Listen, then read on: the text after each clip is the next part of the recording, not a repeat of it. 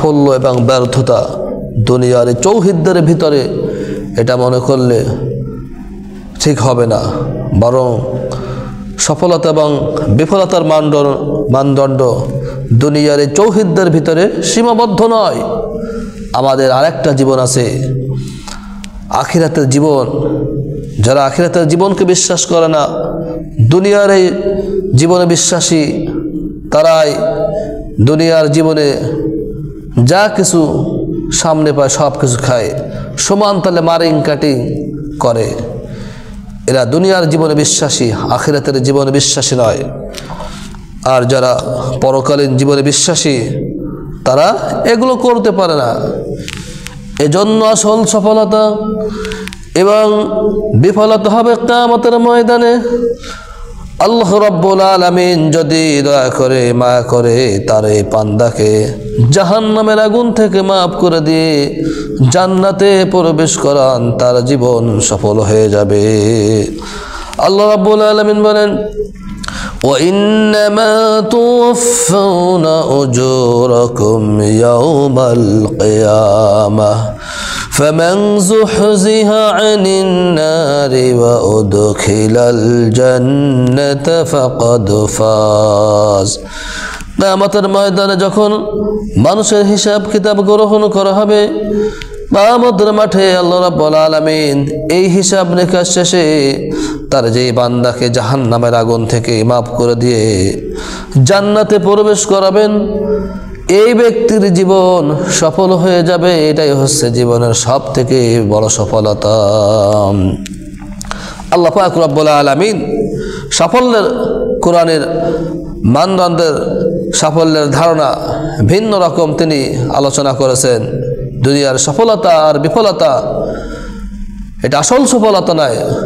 মানুষের জীবন সফল কিভাবে হবে আল্লাহ রাব্বুল আলামিন অত্যন্ত চমৎকারভাবে কোরআনের ভিতরে তিনি আলোচনা করেছেন। আল্লাহ রাব্বুল আলামিন সাফল্যের মানদণ্ডের ধারণা সম্পর্কে তিনি বলেন, الذين يؤمنون بالغيب ويقيمون الصلاة ومما رزقناهم ينفقون। যারা নাকি অদৃশ্যকে বিশ্বাস করে, অদৃশ্য কি বুঝেন? আল্লাহ পাক রব্বুল আলামিনকে কি দেখা যায়? দেখা যায় না। তিনি আল্লাহ পাক রব্বুল আলামিনকে না দেখে আমরা বিশ্বাস করি তিনি আছেন, ছিলেন, থাকবেন। হুয়াল হাইয়ুল কাইয়ুম। আল্লাহ পাক রব্বুল আলামিন অদৃশ্য, তাকে দেখা যায় না। জান্নাত জাহান্নাম এগুলো না দেখে বিশ্বাস করা অদৃশ্য, এগুলো হচ্ছে অদৃশ্য। এরপর আল্লাহ রাব্বুল আলামিন বলেন, ওয়ায়ুকিমুনাস সালাতা ওয়া মিম্মা রাযাকনাহুম ইনফিকুন। যারা নামাজ প্রতিষ্ঠা করে এবং তাদেরকে যে রিজিক দেওয়া হয়েছে সেই রিজিক থেকে আল্লাহর রাস্তায় ব্যয় করে। আল্লাহ পাক এখানে বলেছেন, সর্বপ্রথম তারা অদৃশ্যকে বিশ্বাস করবে, এরপর নামাজ প্রতিষ্ঠা করবে। এই নামাজ যদি কোনো ব্যক্তি না পড়ে তাহলে তার ঈমান থাকবে না, তার জীবন বিফল হয়ে যাবে। নামাজ হচ্ছে ইসলামের গণ্ডির মধ্যে প্রবেশের সর্বপ্রধান গেট। যদি কোনো ব্যক্তি অমুসলিম থেকে তাওবা করে মুসলমান হয়, তাহলে সর্বপ্রথম আল্লাহ রাব্বুল আলামিন বলেন, فَإِن تَابُوا وَأَقَامُوا الصَّلَاةَ وَآتَوُا الزَّكَاةَ فَإِخْوَانُكُمْ فِي الدِّينِ। তারা যদি তাওবা করে মুসলমান হয়ে যায়, একজন ব্যক্তি সর্বপ্রথম মুসলমান হলে সর্বপ্রথম তার যে দায়িত্ব সেটি হচ্ছে, কোনো ব্যক্তি জোহরের পূর্বে মুসলমান হয়েছে তাহলে সর্বপ্রথম তাকে জোহরের নামাজ আদায় করতে হবে। এরপর আসরের পূর্বে যে মুসলমান হলে আসরের নামাজ আদায় করতে হবে। সুতরাং ইসলামের গণ্ডের মধ্যে তারা প্রবেশ করলে সর্বপ্রথম তাদেরকে নামাজ আদায় করতে হবে। ফাইন তাবু ওয়া আকামুস সালাতা ওয়া আতাউজ যাকাতা ফাইখওয়ানুকুম ফিদ্দীন। আল্লাহ তাআলা বলেন, তারা যদি তওবা করে তাহলে তওবা করে মুসলমান হলে এখন তারা তোমাদের ভাই হয়ে গেছে। তওবা করার পর তাদেরকে সর্বপ্রথম নামাজ পড়তে হবে, এরপর তারা তোমাদের দ্বীনের ভাই। মুসলমান হওয়ার সঙ্গে সঙ্গে তাকে নামাজ পড়তে হবে। বিশ্ব নবী সাল্লাল্লাহু আলাইহি সাল্লাম তার মৃত্যুর সময় তিনি তার কলেজার টুকরা মেয়ের কথা বললেন না, নাতির কথা বললেন না, জামাইয়ের কথা বলেন না। সর্বশেষ মৃত্যুর সময় যেই কথাটি তিনি বলেছিলেন, আসসালাত আসসালাত আসসালাত, ও আমার উম্মতেরা নামাজ নামাজ নামাজ ছেড়ে দিও না, নামাজ পড়ো। মুসলমান হলে তাকে অবশ্যই নামাজ পড়তে হবে। বিশ্ব নবী সাল্লাল্লাহু আলাইহি সাল্লাম বলেছেন, আল্লাহর বান্দা ইমানদার আর কাফির এদের ভিতরে পার্থক্য হচ্ছে বাইনাল আবদি ওয়া বাইনাল কুফরি তারকুস সালাহ। আল্লাহর বান্দা ইমানদার ব্যক্তি নামাজ পড়ে, আর বেঈমান কাফির সে নামাজ পড়ে না। নামাজ হচ্ছে ইমানদার আর কাফিরের ভিতরে পার্থক্যের মানদণ্ড। যে ব্যক্তি নামাজ পড়লো তার ঈমান থাকলো, আর যে নামাজ ছেড়ে দিল তার ঈমান থাকলো না। বিশ্ব নবী সাল্লাল্লাহু আলাইহি সাল্লাম তিনি এত গুরুত্ব দিয়েছেন নামাজের প্রতি। নবী করিম সাল্লাল্লাহু আলাইহি ওয়াসাল্লাম এই নামাজের নিজে নামাজ পড়েছেন, পরিবারের যারা আহাল আছে সকলকে নামাজের ব্যাপারে তাকিদ প্রদান করেছে। আল্লাহ রাব্বুল আলামিন বলেন, ওয়া'মুর আহলাকা বিস-সালাতি ওয়াসতাবির আলাইহা। হে নবী, আপনি নিজে নামাজ পড়ুন আর আপনার আহলে বাইত যারা আছে পরিবারের সদস্যদের সকলকে নামাজের ব্যাপারে তাগিদ প্রদান করুন। এই আয়াতে কারিমা নাযিল হয়ে বিশ্ব নবী তার আহলে বাইতদেরকে ডেকে বললেন, ফাতিমা, আলী, হাসান, হুসাইন সকলকে নামাজের ব্যাপারে বিশ্ব নবী তাগিদ প্রদান করেছে। আর তিনি বলেছেন যে তোমরা তোমাদের প্রত্যেকের আমলকে ভালো করো, কিয়ামতের ময়দানে নবীর মেয়ে, নবীর নাতি, নবীর জামাই হিসাবে এই পরিচয় দিয়ে আল্লাহ রাব্বুল আলামিনের দরবার থেকে তোমরা রেহাই পাবে না। তোমাদের যার যার আমলকে ভালো করো, আমল যদি ভালো হয়ে যায় তোমাদের অবস্থা ভালো হবে, আর আমল খারাপ হয়ে গেলে তোমাদের অবস্থা অত্যন্ত মন্দ হবে। সুতরাং তোমরা তোমাদের আমলকে ভালো করো। এই নামাজ, সুতরাং জীবন সফল হতে হলে অদৃশ্যকে বিশ্বাস করতে হবে, নামাজ পড়তে হবে, এবং আল্লাহ রাব্বুল আলামিন যেই রিজিক দান করেছে সেই রিজিক থেকে আল্লাহর পথে সম্পদ ব্যয় করতে হবে। বিশ্ব নবী সাল্লাল্লাহু আলাইহি সাল্লাম বলেছেন, নিরাপদে শান্তিতে জান্নাতে প্রবেশ করতে হলে সেখানেও দান করতে হবে। উবুদুর রহমান ওয়া আতিমুত তাআম ওয়া আফশুস সালাম তাদখুলুল জান্নাতা বিসালাম। নবী সাল্লাল্লাহু আলাইহি সাল্লাম বলেছেন, তোমরা আল্লাহ রাব্বুল আলামিনের ইবাদত করো, আর অসহায় ফকির মিসকিন যারা আছে তাদেরকে সাহায্য সহযোগিতা করো, আর তোমরা সালামের প্রচলন ঘটাও। যদি এটা করতে পারো, আল্লাহ রাব্বুল আলামিনের হাবিব বলেন, তোমরা তাহলে নিরাপদে জান্নাতে প্রবেশ করবে। এরপর আল্লাহ রাব্বুল আলামিন বলেন, ওয়াল্লাযীনা ইউমিনুনা বিমা উনজিলা ইলাইকা ওয়া মা উনজিলা মিন ক্বাবলিক ওয়া বিল আখিরাতি হুম ইউকিনুন। হে নবী, আপনার প্রতি যেই কিতাব নাজিল করা হয়েছে তারা তার উপর বিশ্বাস স্থাপন করে, এবং আপনার পূর্ববর্তী যত নবী রাসূল প্রেরিত হয়েছে তাদের উপর যেই কিতাব নাজিল করা হয়েছে তারা সেই সমস্ত কিতাবের উপর বিশ্বাস স্থাপন করে। আল্লাহ রাব্বুল আলামিন এবার আসল কথা বলতেছেন। এই সমস্ত গুণাবলী যাদের মধ্যে থাকবে তাদের সম্পর্কে আল্লাহ তাআলা বলেন, উলাইকা আলা হুদাম মির রাব্বিহিম ওয়া উলাইকা হুমুল মুফলিহুন। আল্লাহ রাব্বুল আলামিন বলেন, যাদের ভিতরে এই বৈশিষ্ট্যগুলো থাকবে তারা তাদের রবের পক্ষ থেকে আগত হিদায়াতের উপর প্রতিষ্ঠিত, এবং এই সমস্ত মানুষ হচ্ছে সফল কাম। যাদের ভিতরে এই বৈশিষ্ট্যগুলো থাকবে আল্লাহ রাব্বুল আলামিন বলেন এরাই হচ্ছে আসল সফল কাম, এদের জীবন সফল হয়ে গেল। সুবহানাল্লাহ। এরপর আল্লাহ রাব্বুল আলামিন সফলতার মানদণ্ড সম্পর্কে আল্লাহ তাআলা বলেন সূরাতুল আলে ইমরানের ভিতর আল্লাহ রাব্বুল আলামিন বলেন, ইয়া আইয়ুহাল্লাযীনা আমানুসবিরু ওয়াসাবিরু ওয়ারাবিতু ওয়াত্তাকুল্লাহা লাআল্লাকুম তুফলিহুন। আল্লাহ তাআলা বলেন, হে বিশ্বাসীরা, সবরের পথ অবলম্বন করো আর বাতিল পন্থীদের মোকাবেলায় দৃঢ়তা অবলম্বন করো। আত্তাকুল্লাহ, আর আল্লাহকে ভয় করো, আশা করা যায় তোমরা সফল কাম হবে। কিসে তোমার জীবন সফল হবে? সবর করতে হবে, মাথা গরম করা যাবে না, মাথা ঠান্ডা রাখো। আর বাতিল পন্থীদের মোকাবেলায় দৃঢ়তা দেখাও, হক প্রতিষ্ঠার জন্য উঠা পড়ে লেগে যাও। আশা করা যায় আল্লাহ তাআলা বলেন তোমার জীবন সফল হয়ে যাবে। সুবহানাল্লাহ। সবর করতে হবে আর বাতিল পন্থীদের মোকাবেলায় দৃঢ়তা দেখাতে হবে, আর আল্লাহকে ভয় করলেই জীবন সফল হয়ে যাবে। আল্লাহ রাব্বুল আলামিন সূরাতুল মাইদায় সফলতার মানদণ্ড সম্পর্কে আল্লাহ তাআলা বলেন কাদের জীবন সফল হবে। আল্লাহ রাব্বুল আলামিন বলেন, ইয়া আইয়ুহাল্লাযীনা আমানুত্তাকুল্লাহা ওয়াবতাগু ইলাইহিল ওয়াসিলা ওয়াজাহিদু ফি সাবিলিহি লাআল্লাকুম তুফলিহুন।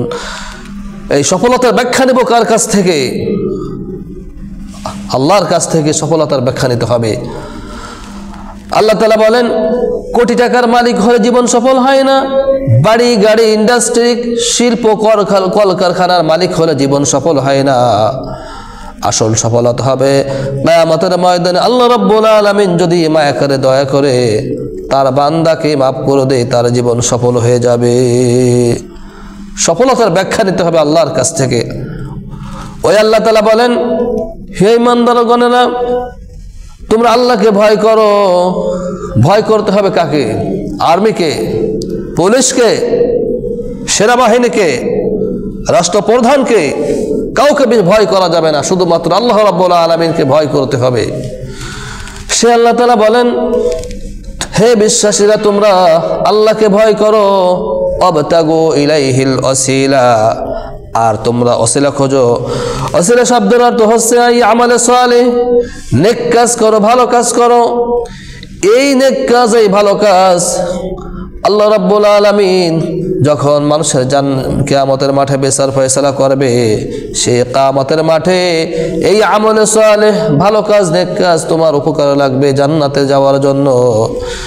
আমলে সালেহ সম্পর্কে হযরত আবু হুরায়রা রাদিয়াল্লাহু তাআলা আনহু এর একটি হাদিস বর্ণিত হয়েছে যে হযরত আবু হুরায়রা রাদিয়াল্লাহু তাআলা আনহু তিনি একবার ইশার নামাজ মসজিদে নববীতে আদায় করে বাসায় ফিরতেছিলেন।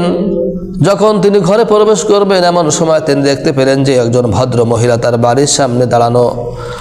হযরত আবু হুরায়রা রাদিয়াল্লাহু তাআলা আনহু ওই মহিলাকে সালাম দিয়ে ঘরে প্রবেশ করলেন, ঘরে দরজা লাগিয়ে দিলেন।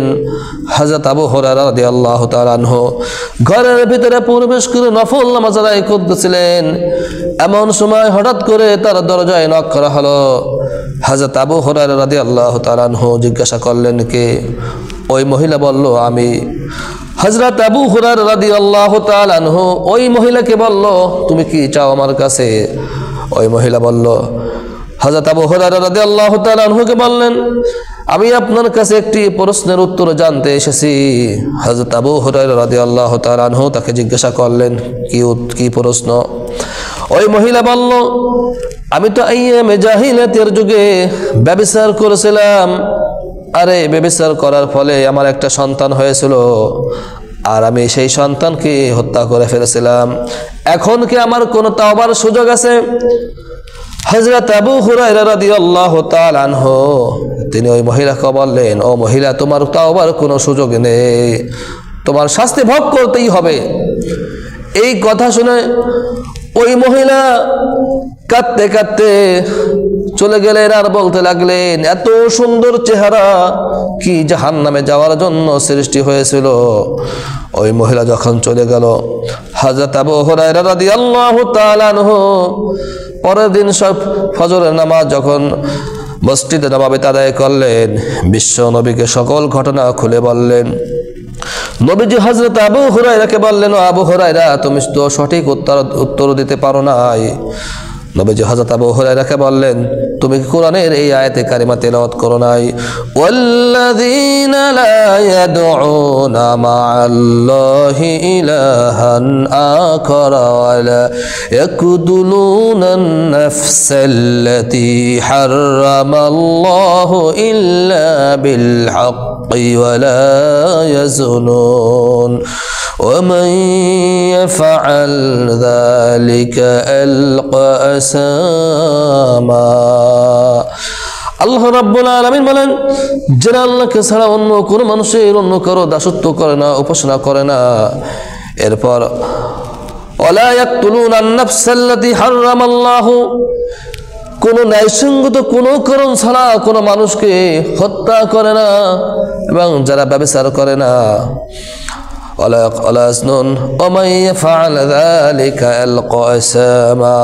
যে ব্যক্তি এই ধরনের অপরাধ করবে আল্লাহ রাব্বুল আলামিন তার জন্য শাস্তির ব্যবস্থা করে রেখেছেন। ইউদাআফ লাহুল আযাবু ইয়াওমাল কিয়ামাতি ওয়া ইয়াখলুদু ফীহি মুহানা। যেই ধরনের অপরাধ সংঘটিত হবে, যার দ্বারা আল্লাহ রাব্বুল আলামিন তাকে জাহান্নামে প্রবেশ করাবেন, তার জন্য কঠিন শাস্তি আল্লাহ তাআলা জাহান্নামে রেখে দিয়েছেন। কিন্তু এই অপরাধ যার দ্বারা সংঘটিত হবে, আল্লাহ রাব্বুল আলামিন বলেন, ইল্লা মান তাবা ওয়া আমানা ওয়া আমিলা আমালান সালিহান ফাউলাইকা ইউবাদদিলুল্লাহু সাইয়্যাতিহিম হাসানাত ওয়া কানাল্লাহু গফুরুর রহিমা। আল্লাহ তাআলা বলেন, যারা এই অপরাধ করবে, অপরাধ করার সঙ্গে সঙ্গে নিজের ভুল বুঝতে পেরে আল্লাহ রাব্বুল আলামিনের নিকট তাওবা করবে, এই খারাপ কাজ থেকে ফিরে আসবে, এরপর নেক আমল করবে, আমল সালেহ করবে, সকল ভালো কাজ করবে, আল্লাহ রাব্বুল আলামিন এই অপরাধীদের জন্য তার পথ খোলা রেখেছেন। যদি আমল সালেহ করে, নেক কাজ করে, আল্লাহ তাআলা ওই ব্যক্তির গুনাহকে নেকির দ্বারা পরিবর্তন করে দিবেন এবং আল্লাহ রাব্বুল আলামিন তাকে জান্নাতে প্রবেশ করাবেন। সুবহানাল্লাহ। এই কথা যখন বিশ্ব নবী বললেন, হযরত আবু হুরায়রা রাদিয়াল্লাহু তাআলা আনহু তখন মসজিদ থেকে বের হয়ে এসে ওই মহিলাকে খুঁজতে লাগলেন, কোথাও পেল না। সারাদিন খোঁজার পর যখন ইশার নামাজের পর ওই মহিলার সন্ধান পেল আবু হুরায়রা, ওই মহিলাকে হযরত আবু হুরায়রা বললেন, ও মহিলা, আল্লাহ রাব্বুল আলামিনের হাবিব তোমাকে সুসংবাদ দিয়েছে যে যদি কোনো ব্যক্তি অন্যায় কাজ করে, খারাপ কাজ করে, এরপর তাওবা করে, আমল সালেহ করে, নেক কাজ করে, আল্লাহ রাব্বুল আলামিন তার সমস্ত গুনাহকে নেকি দ্বারা পরিবর্তন করে দেয়।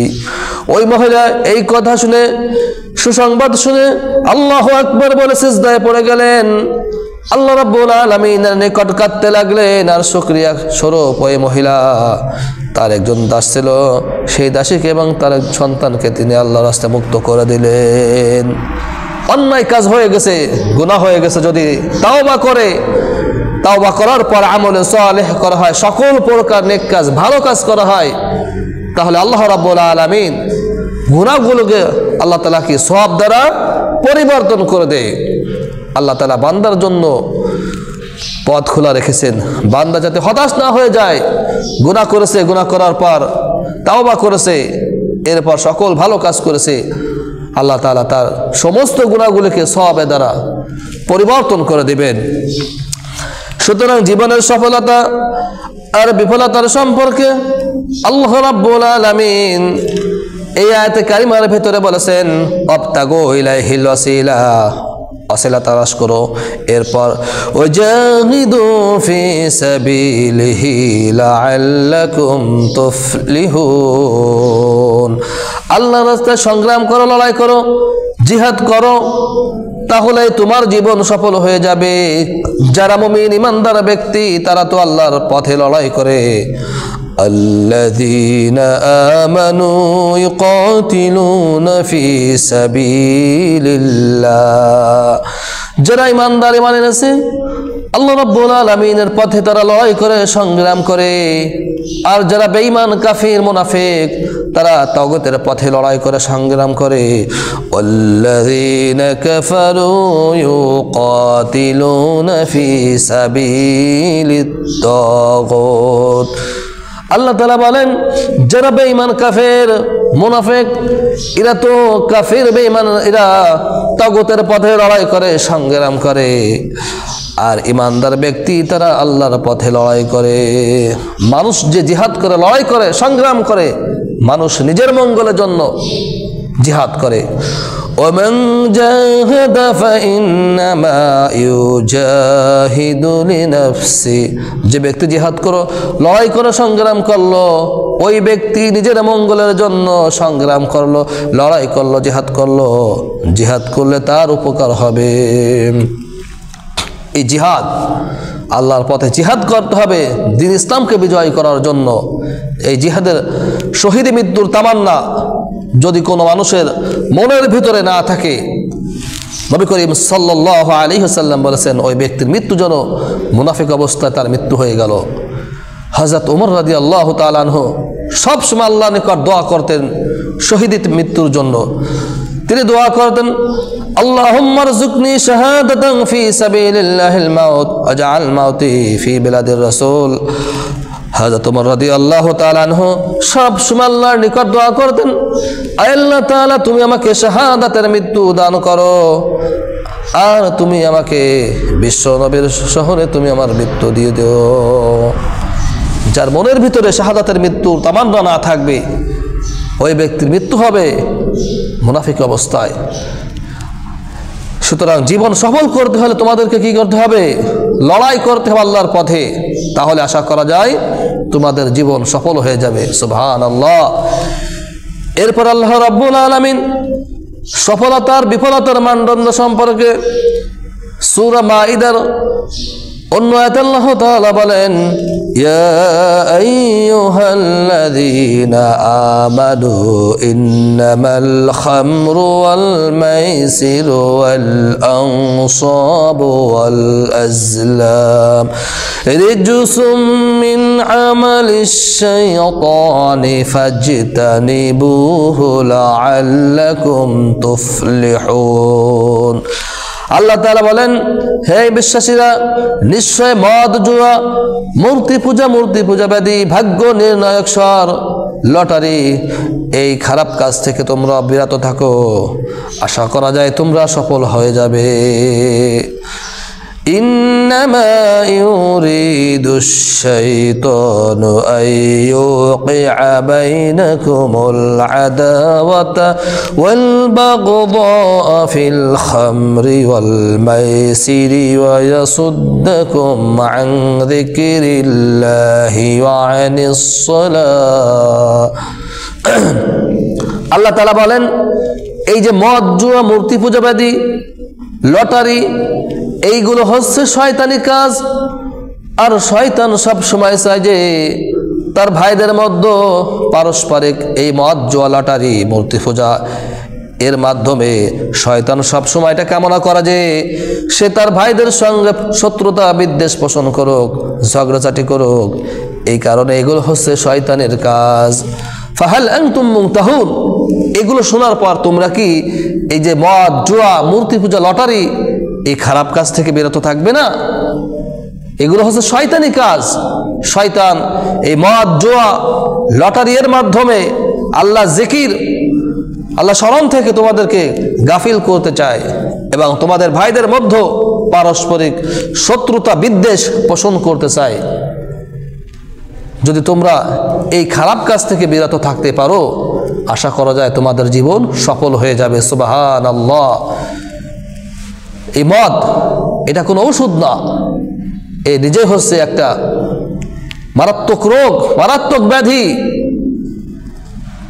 বিশ্ব নবী সাল্লাল্লাহু আলাইহি ওয়াসাল্লামকে আল্লাহ রাব্বুল আলামিন বলেন, ইয়াসআলুনাকা আনিল খামরি ওয়াল মাইসির কুল ফীহিমা ইসমুন কাবীরু ওয়া মানাফিউ লিন-নাস।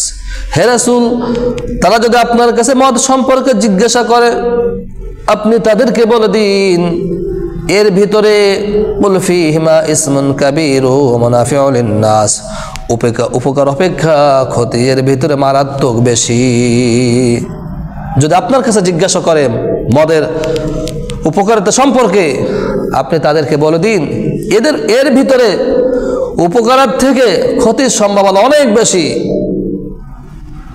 এটি হচ্ছে সর্বপ্রথম মদ যে হারাম হয়েছিল 3টি পর্যায়ে। সর্বপ্রথম আয়াতে কারিমা হচ্ছে এইটি। দ্বিতীয় পর্যায়ে আল্লাহ রাব্বুল আলামিন যে মদ হারাম হলো, দ্বিতীয় ঘটনাটি ছিল, ইয়া আইয়ুহাল্লাযীনা আমানু লা তাকরাবুস সালাতা ওয়া আনতুম সুকারা। আল্লাহ তাআলা বলেন, হে বিশ্বাসীরা, মদ পান করে তোমরা নামাজের নিকটবর্তী হয়ো না। লা তাকরাবুস সালাতা ওয়া আনতুম সুকারা, মদ পান করে নেশাগ্রস্ত অবস্থায় তোমরা সালাতের নিকটবর্তী হয়ো না। এই দ্বিতীয় ঘটনা হচ্ছে যে আয়াতে কারিমা তেলাওয়াত করলাম, ইন্নামাল খামর ওয়াল মাইসির ওয়াল আনসাব ওয়াল আজলাম ওয়াল আজলাম রিজসুম মিন আমালিশ শাইতান ফাজতানিবুহু লাআল্লাকুম তুফলিহুন। সর্বশেষ আয়াতে কারিমা এটি। আয়াতে কারিমা নাজিল হওয়ার পর মদ চিরতরে আল্লাহ রাব্বুল আলামিন হারাম ঘোষণা করলেন। এক সাহাবী এসে বলল, ইয়া রাসূলুল্লাহ, আমার ঘরে তো কিছু মদ আছে, এখন আমি কি করব? এই মদ কি ইহুদি বা খ্রিস্টান এদেরকে হাদিয়া দেব? নবীজি বললেন, মদ সম্পর্কে আল্লাহ রাব্বুল আলামিন, মদ হারাম হয়ে গেছে, এখন ওই মদ নিজেও খেতে পারবে না, তোমাদের বন্ধু বান্ধব যারা আছে, ইহুদি হোক খ্রিস্টান হোক, কাউকে হাদিয়াও দেওয়া যাবে না, বিক্রিও করা যাবে না। মদ হারাম হয়ে গেছে। বিশ্ব নবী সাল্লাল্লাহু আলাইহি সাল্লাম বলেছেন, যদি কোনো ব্যক্তি এমন অনুষ্ঠানে যোগদান করে যে যোগদান করার পর তিনি দেখতে পেলেন যে ওই অনুষ্ঠানে মদ পরিবেশন করা হচ্ছে, যদি ওই ব্যক্তির কলিজার ভিতরে আল্লাহর ভয় থাকে, পরকালের ভয় থাকে, ওই ব্যক্তি যেন অবশ্যই ওই মজলিস পরিত্যাগ করে যেখানে মদ পরিবেশন করা হচ্ছে। সে আগে থেকে জানতো না, আর যখন জানতে পারলো, দেখতে পেল, ওই ব্যক্তি যেন অবশ্যই ওর কলেজার মধ্যে আল্লাহর ভয় থাকলে ওই ব্যক্তি যেন ওই মজলিস যেন পরিত্যাগ করে। মদ খাওয়া যাবে না, মদ পরিবেশন করা যাবে না, মদের অনুষ্ঠানে যোগদান কি করা যাবে না। এই মদের মাধ্যমে, জোয়ার মাধ্যমে শয়তান মানুষদেরকে আল্লাহর জিকির স্মরণ থেকে গাফিল করতে চায়। মদ যখন হারাম হলো, বিশ্ব নবী সাল্লাল্লাহু আলাইহি সাল্লাম সাহাবীদেরকে বললেন, ও সাহাবীরা, যাও কোরআনের আয়াতে কারিমা, ইন্নামাল খামরু ওয়াল মাইসির ওয়াল আনসাব ওয়াল আজলাম রিজসুম মিন আমালিশ শাইতান ফাজতানিবুহু লাআল্লাকুম তুফলিহুন। মক্কার অলিতে গলিতে চলে যাও, অলিতে গলিতে গিয়ে তোমরা এই আয়াতে কারিমা তেলাওয়াত করো। যখন এই আয়াতে কারিমা সাহাবীরা তেলাওয়াত করতেছিল, সাহাবীদের কানে যখন এই আয়াতে কারিমা পৌঁছালো, যে ব্যক্তি মদের গিলাস যার হাতে ছিল, এই আয়াতে কারিমা শোনার সঙ্গে সঙ্গে গিলাস ছুঁড়ে মারলেন। যে ব্যক্তি মুখে মদ নিয়েছিল, সঙ্গে সঙ্গে এই আয়াতে কারিমা তেলাওয়াত যখন শুনতে পেলেন, সঙ্গে সঙ্গে বমি করে মুখের মদ ফেলে দিলেন। যার বাড়িতে ড্রামে মদ ছিল, লাথি মেরে মদ ফেলে দিল। যখন এই আয়াতে কারিমা নাজিল হলো তখন সাহাবীরা যে যে অবস্থায় ছিল মদ লাথি মেরে ফেলে দিল। এরপর জীবনের সফলতা আর বিফলতা সম্পর্কে আল্লাহ রাব্বুল আলামিন সূরাতুল লুকমানে সূরা হজের ভিতরে আল্লাহ রাব্বুল আলামিন বলেন, ইয়া আইয়ুহাল্লাযীনা আমানু রুকউ ওয়াসজুদু আ'বুদু রাব্বাকুম ওয়াফআলুল খায়রা লাআল্লাকুম তুফলিহুন। হে বিশ্বাসীরা, রুকু করো, সিজদা করো, ওয়া'বুদু রাব্বাকুম, আর তোমার রবের ইবাদত করো, ওয়াফআলুল খায়রা লাআল্লাকুম তুফলিহুন, আশা করা যায় ভালো কাজ করো তোমার জীবন সফল হয়ে যাবে। এখানে আল্লাহ রাব্বুল আলামিন সফলতা আর বিফলতার মানদণ্ড সম্পর্কে আল্লাহ তাআলা বলেন যে আল্লাহর হুকুম আর আনুগত্যের সামনে যদি তুমি তোমার মাথা নত করে দাও, আল্লাহ তাআলা বলেন যে তোমার জীবন সফল হয়ে যাবে। সুবহানাল্লাহ। সর্বশেষ যে পয়েন্ট আলোচনা করব, সূরা লুকমানের ভিতরে আল্লাহ রাব্বুল আলামিন জীবনের সফলতা আর বিফলতা সম্পর্কে বলেন, ওয়া মিনান নাসি মান ইয়াশতারি লাহুল হাদিসি লিয়ুদিল্লা আন সাবিলিল্লাহি বিগাইরি ইলমিন ওয়া يتخذها هزوا أولئك لهم عذاب مهين। মানুষের মধ্যে কতক লোক আছে যারা অনর্থক কথাবার্তা ক্রয় করে আনে। মাইয়াশতারি লাহওয়াল হাদিস লিয়ুদিল্লা আন সাবিলিল্লাহ, আল্লাহর পথ থেকে মানুষকে গুমরাহি করার জন্য, আর এই কথাগুলোকে তারা হাসি তামাশা হিসেবে গ্রহণ করে। আল্লাহ তাআলা বলেন এই সমস্ত মানুষের জন্য যন্ত্রণাদায়ক শাস্তি রয়েছে। লাহওয়াল হাদিস, এটি আগে আমাদেরকে বুঝতে হবে। লাহওয়াল হাদিস কি? অনর্থক কথাবার্তা, গান বাজনা, এগুলোকে লাহওয়াল হাদিস বলা হয়, যার কোনো উপকার নেই, আখিরাত মুখী কোনো কল্যাণ নেই, শুধু ক্ষতি আর ক্ষতি। এই অনর্থক গান কথাবার্তা সব কিছু হচ্ছে লাহওয়াল হাদিস। এই আয়াতে কারিমা যখন নাজিল হলো তখন একটা নজর ইবনুল হারেস, মক্কার বিশিষ্ট ব্যবসায়ী, তিনি দেখলেন যে মক্কায় মানুষ দিন দিন মারাত্মকভাবে মুসলমান হচ্ছে, তাদের ঈমান বৃদ্ধি পাচ্ছে। তখন মক্কা নেতারা মহানবী সাল্লাল্লাহু আলাইহি সাল্লামকে তারা যে কিভাবে মানুষকে এই গুমরাহি করা যায়, কোরআন শোনা থেকে বিরত থাকা যায়, তারা কৌশল করলো। তারা বিশ্বনবী সাল্লাল্লাহু আলাইহি সাল্লামকে মিথ্যাবাদী বললেন, গায়ক তাকে কবি বললেন, তার উপর বিভিন্ন ধরনের মিথ্যা অপবাদ দিতে থাকলো। তখন নজর ইবনুল হারেস তাদেরকে বললেন, তোমরা যে মুহাম্মদকে মিথ্যাবাদী বলো, গণক বলো, এই যে বিভিন্ন অপবাদ তার সম্পর্কে তোমরা রটনা করতেছো, এইগুলো বলে মুহাম্মদ সাল্লাল্লাহু আলাইহি ওয়াসাল্লামের কোনো ক্ষতি তোমরা করতে পারবে না, কারণ তিনি তো আমাদের সমাজে মক্কায় বেড়ে উঠেছে। তিনি এমন মানুষ জীবনে কোনোদিন একটা মিথ্যা কথা বলেন নাই। তোমরা এই কথা বলে মুহাম্মাদের কোনো ক্ষতি করতে পারবে না। বিশ্ব নবী জনাবে মুহাম্মাদুর রাসূলুল্লাহ সাল্লাল্লাহু আলাইহি সাল্লাম তখন নজর ইবনুল হারিস বললেন, তবে আমি তোমাদেরকে একটা কথা বলতে পারি, কোরআন শরীফের কাছ থেকে মানুষ যাতে না যায়, যদি এই ব্যবস্থা তোমরা করতে পারো। কারণ কোরআনের কাছে গিয়ে মানুষ বিশ্ব নবীর কোরআন তেলাওয়াত শুনে আর নবীজির চরিত্রের মাধুর্য দেখে মানুষ দিন দিন মুসলমান হচ্ছে।